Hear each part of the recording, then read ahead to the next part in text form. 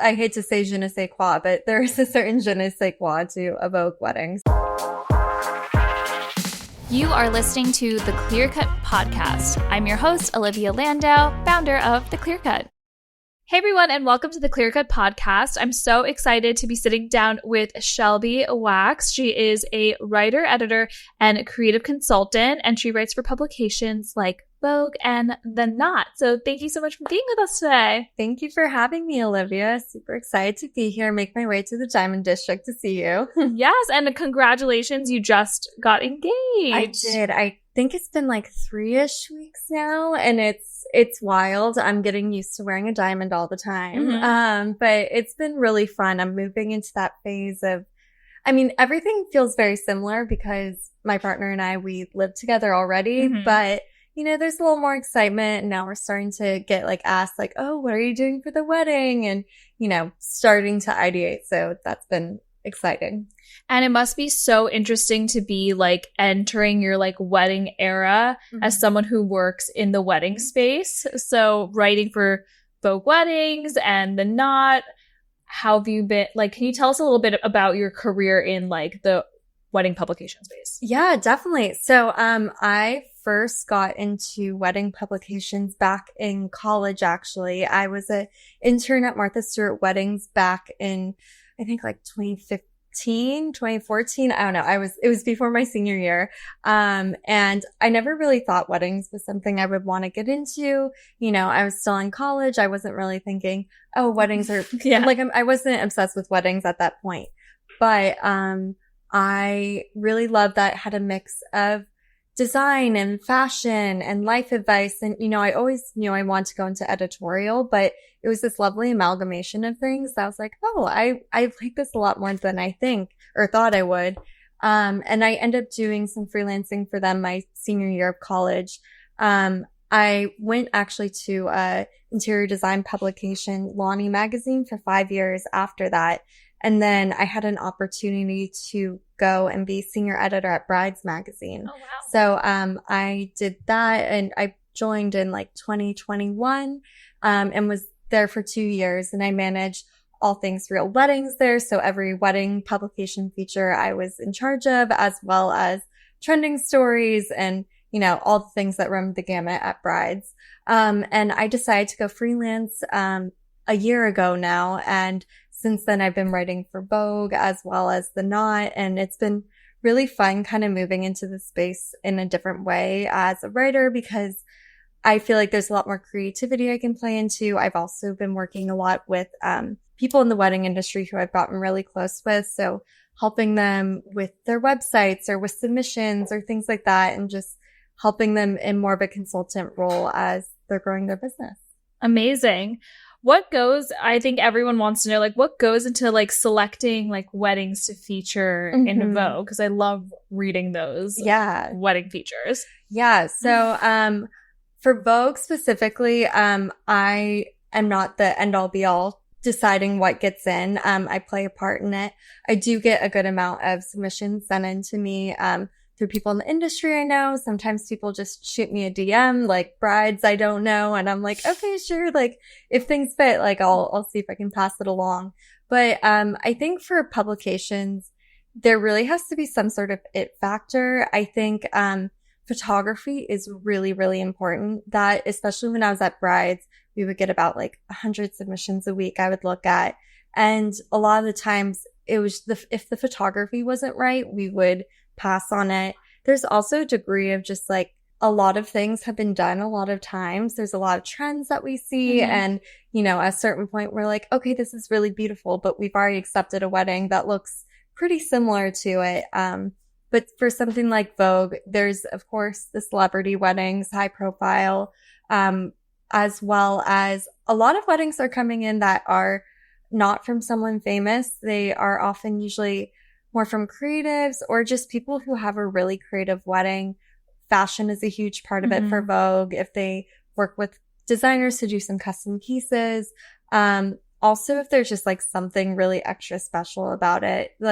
I hate to say je ne sais quoi, but there is a certain je ne sais quoi to a Vogue weddings. It's really, really hard to get it in. I tell everyone I know, even even big celebrities, if the photos are bad, it won't get in. So you need to, if you're thinking about publication, I feel like you should do your wedding as you want to do your wedding and make it the best it can be for you and what you love. But if you want to invest in something, if you are thinking about getting published, photography is probably it. Amazing. That makes me feel better. My wedding was in Brides, not Vogue, obviously. Oh, yeah. But I was like, great, it made the cut. Yeah, no, Brides is great. I featured so many weddings there, and it's so, so beautiful to be able to tell someone's story. It goes into all the details of the day as well as a selection of photos, but it's telling love stories every day, and that's pretty exciting. What are some of the biggest like wedding or like bridal trends that you're seeing right now?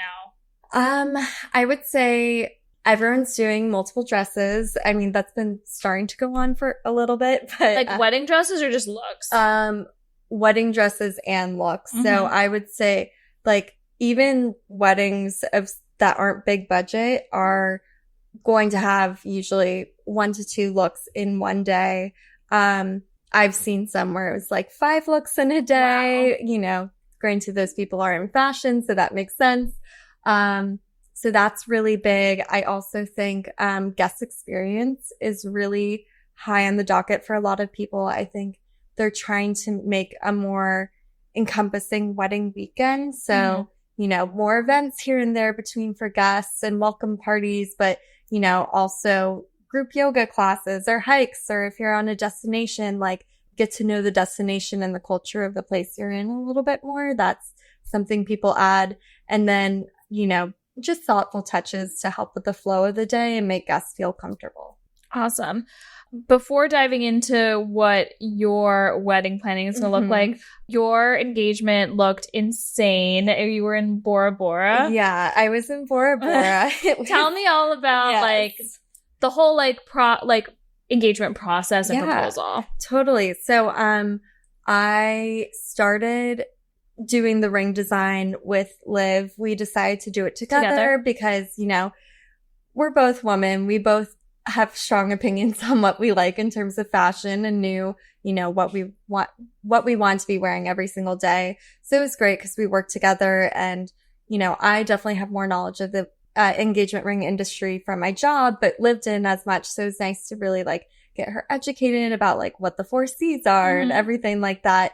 So, as we were starting our process of actually designing rings, we were thinking about timeline, and I got this opportunity to go to the 4 Seasons Bora Bora through a press connect. I covered the hotel for a story in Vogue, and they were like, "Oh, we'd love to host you." And I was that's like, insane. "Yeah," I was like, "Sure, great." And they're like, "Yeah, like Liv has to pay for her own flight." I'm like, "Cool, like I'll make this work." Yeah. So we were like, before we were thinking, oh, maybe we'll do one person proposes, then the other person at another time. We were like, okay, if we can do it in Bora Bora, like, let's do it. So, I asked Liv if she wanted like an element of surprise to it, since I was in communication with the PR team, and they were like, she said yes. So I worked with them to, arrange a special thing. They do like private dinners on this tiny little island off of the, beach, and they like take you out in a canoe. So we arranged to have a photographer come and do all that and have that be a surprise. I know the team over at Over the Moon, and they were like, oh yeah, we'd be happy to help you with styling your looks for that too. So we end up getting 2 really amazing dresses. So go on the trip. It's insane. We had a couple days before the proposal, which was nice. Was it as like incredible as it looked on? Oh, insane. I mean, like we're in an overwater bungalow. It's just like bright blue water everywhere. We saw like 2 turtles from our deck. It was just insane. So like the day of the proposal, we did like a jet ski tour in the morning, and then they call me as we're like getting ready, and they're like, so due to wind, we can't do the dinner on the island, but like we're gonna fix things around and we'll set up the proposal on the island and then do a dinner on this like chapel they have overlooking a lagoon. So it ended up working out amazingly. We did the like a kind of engagement shoot without rings. Then we got to the beach when the canoe came out, and then that was like the big surprise element. We went to the island, and there was like palm fronds set up everywhere. It was very like well designed. And then we kind of were like, I don't know who's going to propose first. We didn't make an executive decision on it. So I was just like, okay, I've planned this, so I guess I'll do it. And it was so great because I started crying automatically and got down on one knee, and then she did the same. And then we went back and they had like this beautiful dinner set up for us, like florals everywhere. And we like FaceTimed our families, and yeah, it was insane. And oh my God, that's like a dream. It was wild. We were just like, who let us do this, But it was perfect. And now everyone's like, so what's our honeymoon gonna be? I know. Like, I don't know. How can we top that? But yeah, it was insane. So now that you're back from the proposal, vacation, and you've worked in the wedding space, like, did you always have a vision for what you wanted your wedding to be, or are you open? Like, how's the process been like now that you're going into planning mode? Yeah. I think over the years I felt less defined of like what I want and more what I don't want. So I think I'm able to see, oh, that didn't work well for people, or from either going to weddings or also just seeing everything from my work. But I think at this point too, it's really great that, Liv and I are really collaborating on this together. And so, we're bouncing ideas off each other, but I'm also able to bounce ideas off of this huge wedding community that I have. So it's been nice to get insight from really great friends in the industry. Sometimes I'll just like put a post out on Instagram and be like, hey, what venues do you like? Or, I'm talking to different people I know that I'm friends with about whether they want to be planners for us or photographers. And then, one thing I'm excited for is dress shopping, which, Are you guys going to just shop together? No, we don't want to know. One of my good friends who's a bridal stylist was like, I can be a mediator if you want to like make sure you're not wearing the same. It's not like it doesn't clash too much or you're not wearing the same thing. But I'm excited for like the next bridal fashion week in October because I'm starting to maybe try some things on now, but I'm also like, ooh, I want to see what's next season because we probably won't get married till like early fall next year. So, if I can find something I really love, like how many looks are you gonna do? I think maybe at least a couple. I mean, maybe I think I want to do like a ceremony, reception, and maybe an after party. We'll see if reception/after party are the same. And then, of course, there's options for like rehearsal dinner, welcome party, all that. But I'm excited to get into it. And yeah, I have friends who are bridal designers too. So it's fun to just think about things and collaborate. But also like I've already popped into some things and I had ideas of what I liked. And then you put it on your body and you're like, oh, maybe not. Totally. So it's like, it's so great. I think having this new perspective as someone who's in the industry, so I can go into my work with like more knowledge and be able to give, a broader perspective on it. So you said there are certain things that that you definitely don't want. What are those things? Well, let's think. I mean, you can never go wrong by avoiding like a wood sign with like white script and mason jars from circa like 2012. Those were like all over my Pinterest when I was like in high school, but yeah. Oh yeah, that was like, it was so it was cool. so a moment. Like even back when I was at Martha Weddings in college, that was like still a cool thing. I think just certain touches too, like I know I want to be able to like offer a cocktail as people are arriving before the ceremony, or just those like little details that make a difference. I really appreciate those. And just having a great flow of the day is really important to me. And I don't know, like just certain small things. Like I don't think I want to have like a wedding on the beach per se, because like sand everywhere is not great. Like very small things here and there, but I think I'm narrowing down what I think things will look like. Are you wanting something like tropical, like beachy vibe? We've been talking a little bit more about like maybe coastal, but maybe not. But almost gardeny, European, maybe on a winery.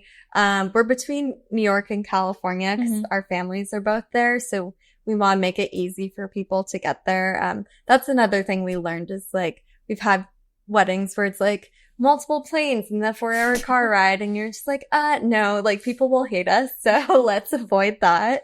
So we're like, okay, like 2 to 3 hours from the closest airport. Fine. Yeah. I think we just want to have like a good band. Like we want live make band. or break. Yes, absolutely. We really like to dance. I really want good florals. We both want an after party. Liv wants good food.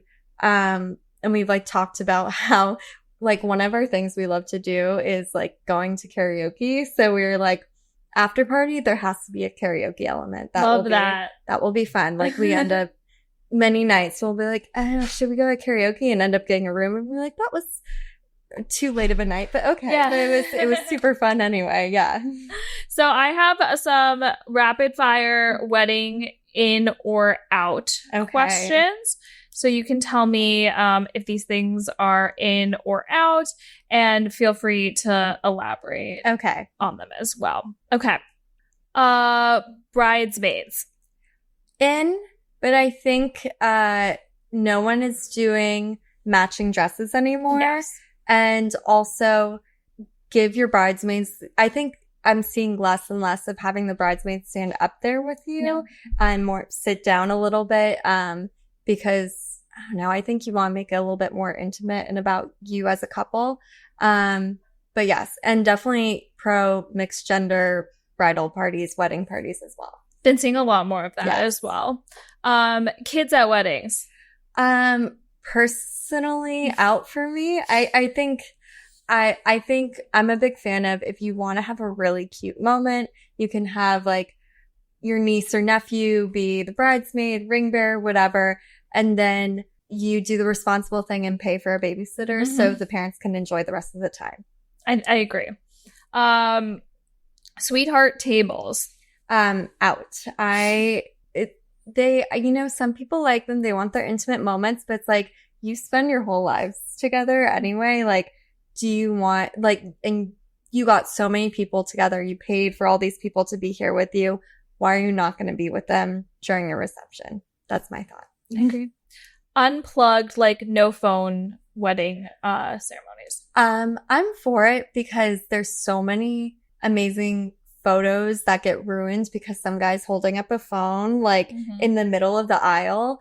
And also, if you have a photographer, like someone's going to capture that moment, or a videographer, someone's doing like one of those like trying to go viral moments down the thing, then that's fine. Sure. Like do what you will. But I think unplugged is appropriate.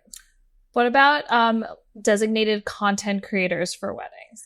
I think it's an in, and so many more people are doing it. And there's some really great people who have made it a full-time profession and have learned how to integrate themselves really well with photographers, planners, etc., vendor teams. I think if you're doing it, go with a pro so the rest of your vendors are not like thrown off by this person in the way. And, it's definitely not a requirement, but if social media is big for you, why not? Totally. And last but not least, non-white wedding dresses. I think I think do what you want for your wedding dress. Have fun with it. If you want to, wear pants, if you want to wear a color or a print, go for it. I do like if there's like a non-white dress and everyone else wears white, like have all your guests wear white or something. Just because I think you really want to be able to stand out from your guests. Like everyone could be in black and you're in a fun color. That could be fun too. So do you like theme dress codes? I do. I mean, to a point. I like that people are getting more creative with them, but you need to like really break down what that dress code means. You need like mood boards and stuff. Exactly. Mood boards, really specific things, because I mean, even people still don't even know what black tie optional is. No, I like my husband always asks me, he's like, black tie optional, so do I wear a tux or like do I not? And I'm like, think like just wear a tux to be safe. Like But that's also too, I feel like when people see that, they're like, okay, well, I feel like they want me to wear a tux in this situation. Yeah. I think, I've seen creative formal as something where it gives people the opportunity to have some fun with fashion. And also just if you want people to go on a little bit more of a color scheme, that can be fun. But also don't demand too much out of people and like have a very specific dress code for every single event, because people are going to be annoyed after a while of having to like buy new things. Totally. We also have this fun game where we have a few different celebrity bridal looks that are similar-ish, and we want to see who wore it better, in your opinion. Okay, this look isn't similar, but these are royal weddings. So we have Kate Middleton and Meghan Markle. So oh my gosh, who wore it better? I don't know they're so different. They're so different, these two. They're so different. I mean, personally, I prefer Meghan, but I mean, I just love that neckline. The off the shoulder. Yeah, but I mean, Kate's just so iconic too. You really can't. I don't think they're comparable. They might have gotten married in like the same church, but very different dresses, very different vibes. Okay, so I'm not going to speak badly of the royals. Okay. So yeah, these two looks are very different. So they're great in their own way. This one's more similar. We have Olivia Culpo and Miranda Kerr, both in like long sleeve, like kind of crepe dresses. Yeah, I prefer Miranda's. I think the floral appliques make it more interesting. I also love the use of her headpiece as well. Yeah, that's my thought. Okay, perfect. What are your thoughts on Olivia Culpo's dress? I know it was very controversial. I'm gonna decline to comment on that. There's a lot of drama around it, and I'm just gonna say, you know what, she looks beautiful. Yes. Okay, the Hiltons, Paris or Nikki, very similar dresses actually. Oh, they both went for the like high neck, Grace Kelly vibes. I think I like Nikki's a little more. I don't know. I just really like that lace. Yeah, I think her lace is a little bit like more interesting. I don't know. Yeah, but I do still love like everything about hers. They're just slightly different. I'm so surprised they did so similar. It's like shocking. Yeah, like wait, who was Nikki? Nikki was first. Okay. Well, Paris. Okay. So Nikki wore better. Maybe. So these are both pink dresses, very different, but we have Gwen Stefani from like the early 2000s and then Mandy Moore. Ooh. I like Mandy Moore. I'm not like a big fan of the ombre dip dye thing. But the ombre dip dye was like a thing at the time, I feel like. Absolutely. And, of the moment, I just think, I don't know, Mandy's is just really sweet. Okay. So I like it. Mandy Moore. Okay, we have bodysuits, Solange Knowles and Kelly Cuoco. Solange, it's just so iconic. All the photos from that wedding too. Like you can't. I know, so classy. The cape, it's just, yes, phenomenal. And last but not least, this is more about like the veil, Amal Clooney and Hailey Bieber. I'm gonna choose Amal because it's a little more classic. This is like definitely more like of the moment, like trendy. It's not timeless. Yeah, and it's cool. It's off-white. It's all that. But personally, I'm a little more classic. Okay, amazing. Thank you for playing. Yeah, of course. That was fun. So I also just want to talk a little bit about your engagement ring because it's a beautiful marquise natural diamond, and I feel like marquises were overlooked for so long, but they're definitely making a comeback. What made you decide to choose this shape? And I remember, I think I saw a marquis for the first time back when I was still at Martha Weddings, and I just liked how it just felt unique and deco kind of. And my mom wore a pear shape, so I always liked that pointed element to it. But I was like, I might want to do something a little different. I think marquise have slightly become more popular in the last few years, and I've been seeing them. And for me too, I also have really small hands, like short fingers. They're thin too, but like I like the idea of elongating on my finger a little bit more. And so the first time I ever just tried a marquise, I was like, oh wait, I really like this. And I don't know, it's fun because yes, it's getting more popular now, but it's still very unique. It's still pretty rare. It's like, it's a fancy shape, they call it, right? So it's like, oh, this is fun. Like, I don't know. It's something that I feel like is a little bit of a conversation starter in itself. And I also love how, like, weirdly, you don't need like that big of a carat size. They show their carat weight so well. It's insane. Like this is 1.51, I think, but it really covers a lot of my finger and just feels like a big statement, even though I'm like it almost feels comparable in size to Liv's, which is an emerald that's like just over 2 carat. But emeralds are a deeper stone. Yeah, so, absolutely. Yeah. So like that's fun. But yeah, I kind of had the idea of this a while ago, and once I actually tried it on, I was like, oh yeah, this is it.